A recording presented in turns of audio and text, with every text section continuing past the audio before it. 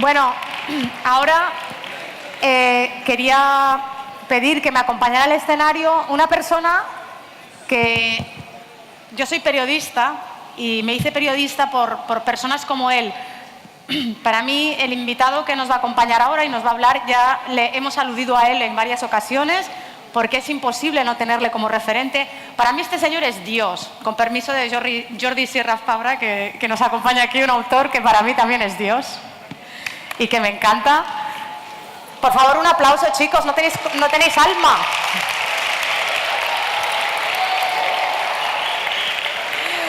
Os presento al maestro Juan Cruz. Os decía que es Dios y no es peloteo, bueno, un poco sí, ¿vale? Pero es Dios porque está en todos lados, consigue el don de la ubicuidad, que si sabéis es una de las atribuciones divinas, una de las atribuciones de Dios. No sé si decirte que me quiero sentar a la derecha del Padre. Gracias, Juan. Yo decía que muchas generaciones de periodistas nos hemos hecho periodistas por gente como Juan. Sí. Porque es ahora, Juan es lo que se podría decir un multitasking, es un multitareas. Un multitarea, sí. Porque podríamos decir que es un gran periodista, Bueno. que es un gran escritor. Tampoco. Y que dentro del periodismo toca todos los palos, ¿vale? Eso sí. Tanto te hace como una reseña, una crítica, un reportaje, una buena entrevista. Y eso es de agradecer. Bueno, eso es, digamos, a lo que fui llamado, ¿no? A lo que fuiste llamado. Sí. Pero yo desde chico estoy preguntando. Eras un niño preguntón. Y si ahora, por ejemplo, a estos chicos yo a todos les haría una pregunta. ¿Sí? Sí. ¿Cuál?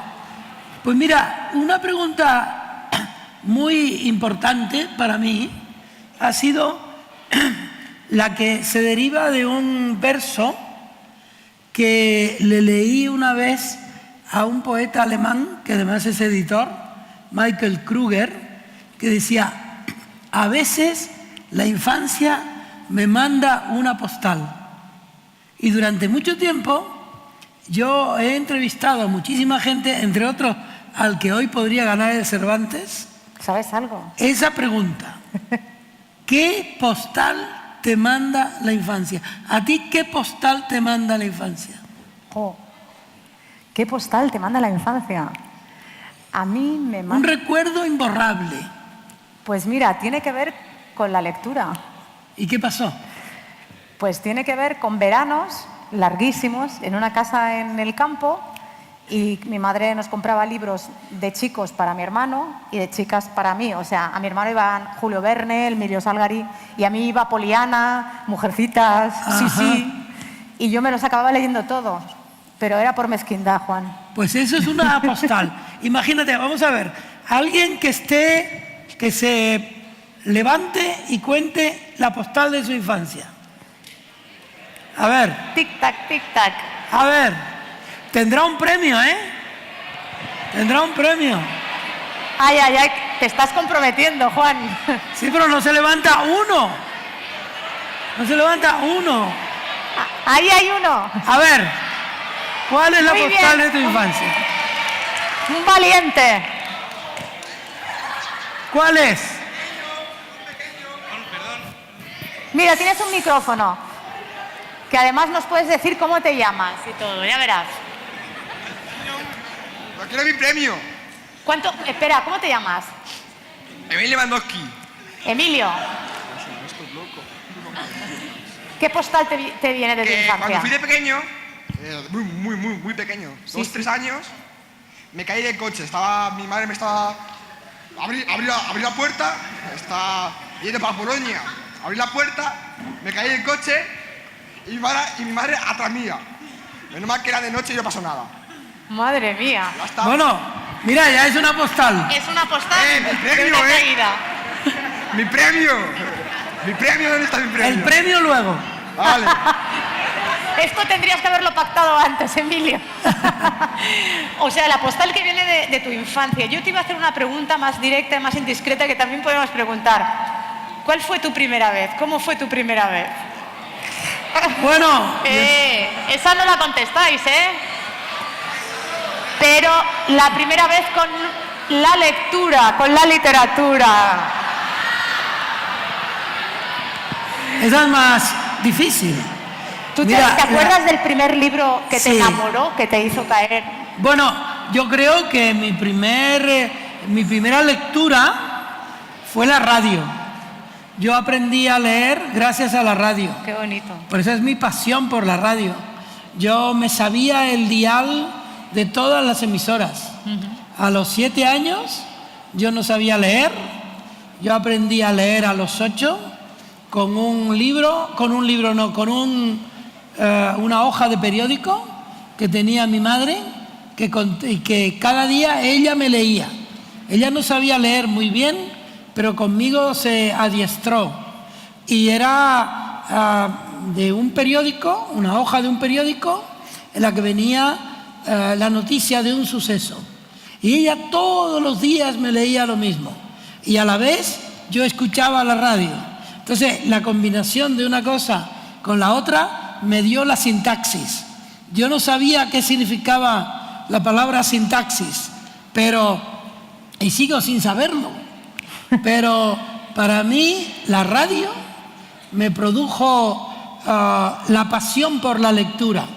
Porque si te fijas bien, la lectura, aunque la leas en silencio, estás escuchándola por dentro. Claro. Y lo más hermoso de leer es que además te adiestra a imaginar, es decir, a pensar que aquello que es inventado por otro está viviendo en ti mismo, ¿no? Y para mí luego aprender de veras a leer fue uno de los regalos que me hizo la naturaleza. Y digo que es la naturaleza porque todas las facultades humanas se ponen en marcha cuando tú te pones a leer. Uno vive mejor, es más saludable, es más generoso, es más imaginativo si lee. Fijaos bien lo que está diciendo Juan, para aquellos que ahora os puedan decir que sois una generación que no lee o que no tenéis buenas condiciones para leer. Él estaba diciendo que su madre a duras penas leía, que solo tenía una página de periódico, con lo cual entiendo que en tu casa no había libros. No. Y estás diciendo lo mismo que decía Vargas Llosa, ¿no? Que lo mejor que te ha pasado en tu vida ha sido aprender a leer, de las mejores cosas, ¿no? Y lo otro que mejor me ha pasado en mi vida es ayudar a leer a otros. Claro. Tengo una anécdota muy hermosa de mi sobrino Ramón, que es mecánico. Pero cuando era más joven, y ya era mecánico, pero no leía nada, yo un día le dije: Ramón, con lo inteligente que tú eres, si leyeras, serías imbatible. Y él me dijo: ¿y quién te dice a ti que yo no leo? Yo estoy leyendo ahora mismo el prospecto de la aspirina. Toma. Bueno, bromas aparte, 20 años después murió su madre, mi hermana. Y entonces él se quedó muy desconcertado ante la vida. Y me llevó a mi casa de Tenerife, y cuando estábamos llegando a mi casa me dijo: ¿y ahora qué hago? Porque no encontraba una manera de centrar ni sus sentimientos, ¿no?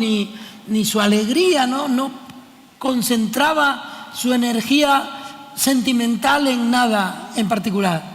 Y entonces yo le dije: ahora ponte a leer. Y llegamos a casa y lo primero que vi fue La lengua de las mariposas de Manuel Rivas. Y le dije: Ramón, empieza por este libro. Y ahora es un lector, pero incansable. Y eso para mí es una de las mayores alegrías de mi vida. Y eso me lleva también decías que en tu infancia tú eras un niño muy preguntón, ¿no? El niño que pregunta. ¿Sois de preguntar vosotros? ¿Sois preguntones? ¿Y qué tal lo llevan los profes, que los niños sean preguntones? ¿Bien o mal? ¿Bien? ¿Regular?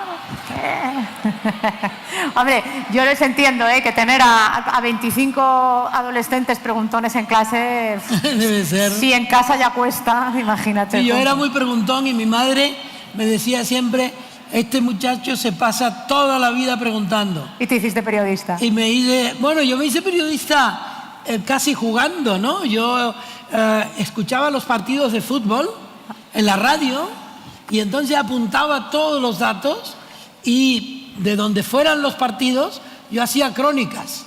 Y un día mandé una crónica a un periódico y me la publicaron. Y ahí es donde salió la palabra sintaxis. Porque en la entradilla de la crónica, el director del periódico dijo: este chico tiene muy buena sintaxis.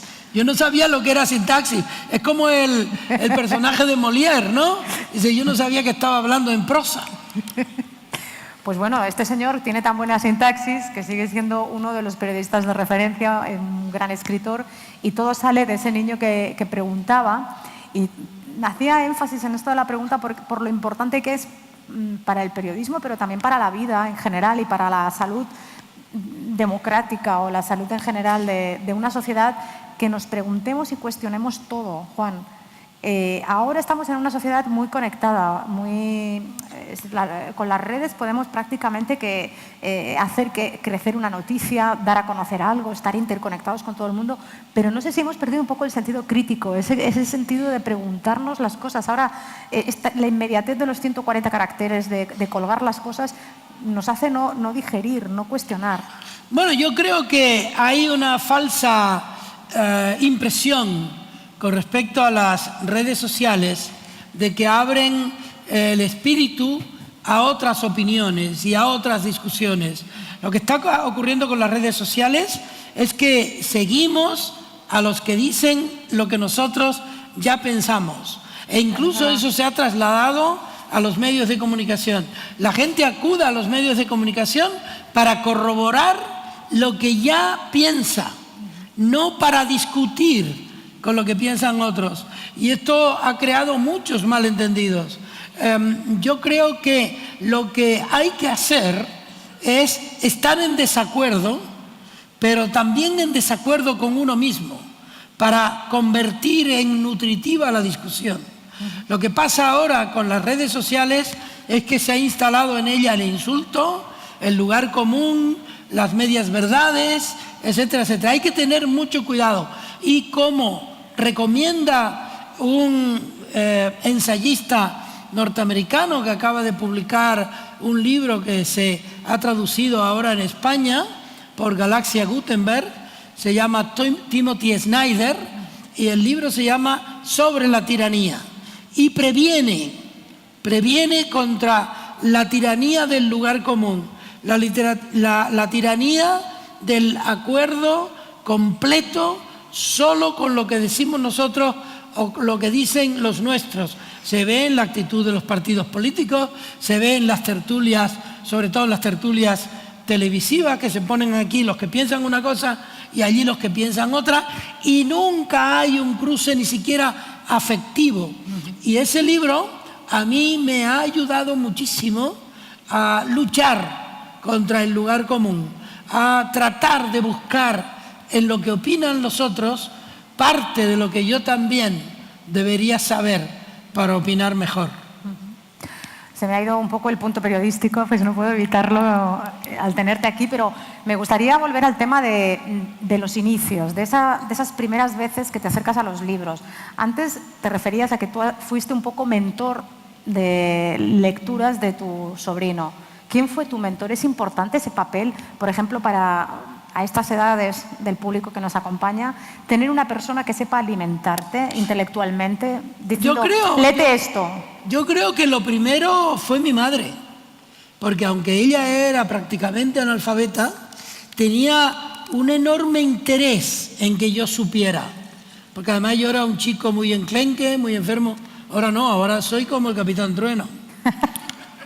Pero entonces yo era un chico muy débil y ella sabía que yo era muy débil y que yo tenía que defenderme en la vida. Yo no podía salir de casa prácticamente nunca, no podía trabajar en las cosas que trabajaban mis compañeros o mis amigos en mi barrio, y entonces ella me hizo leer.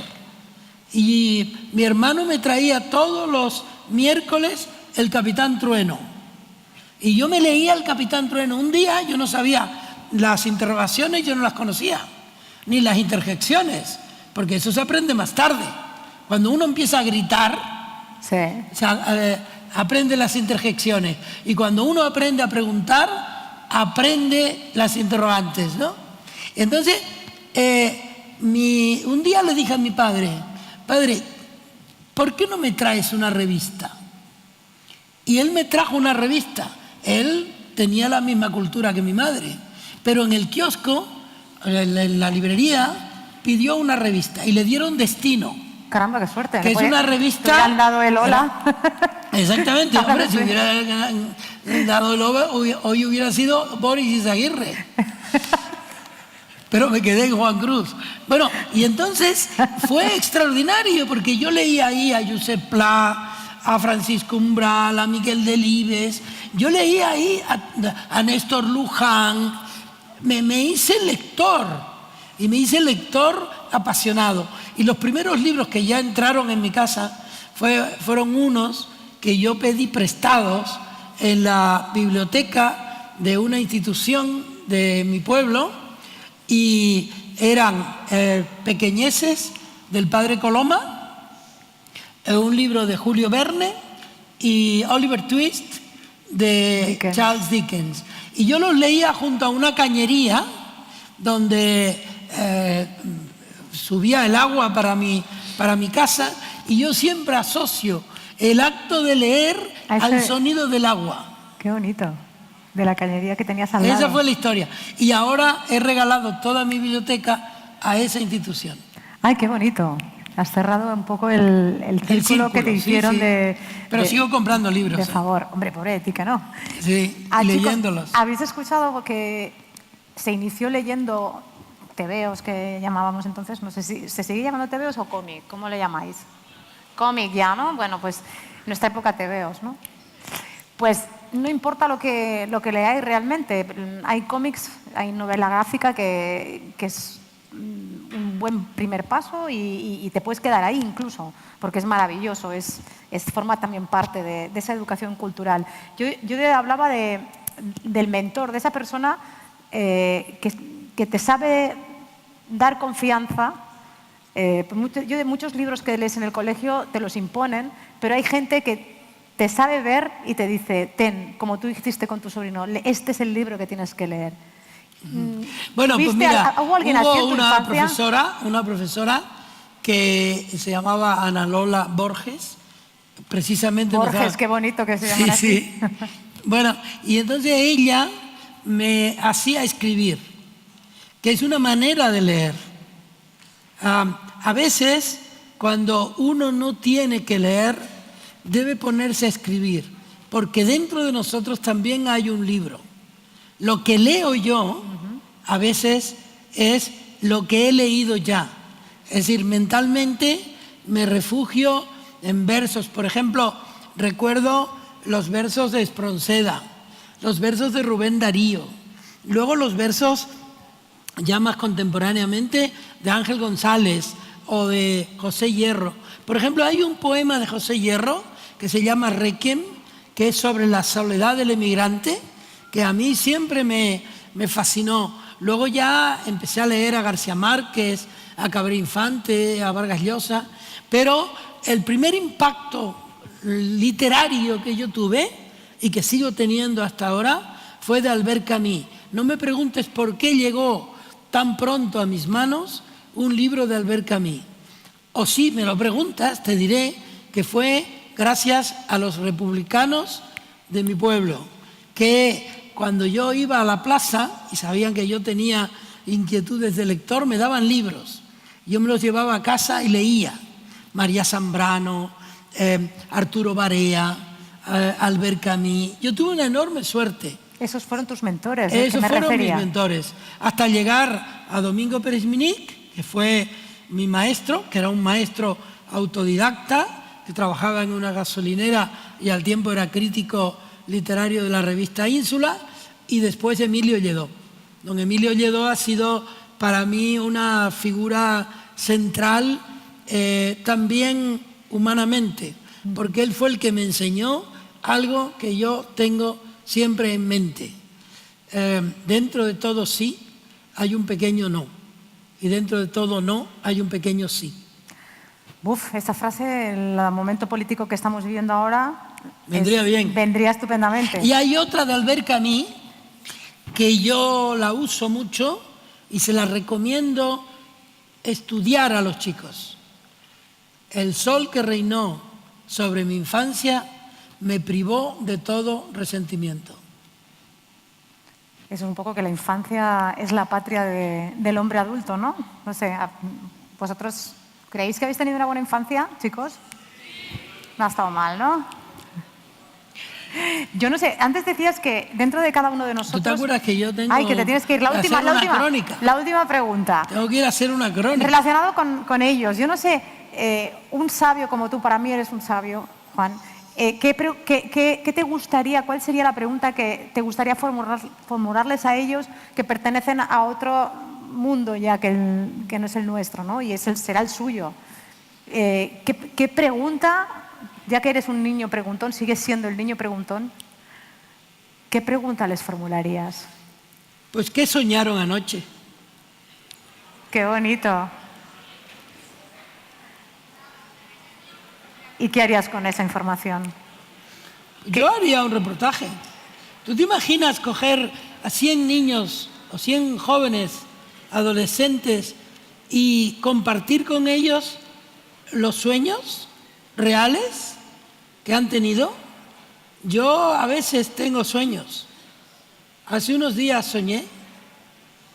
Yo sueño todos los días y a veces sueño despierto.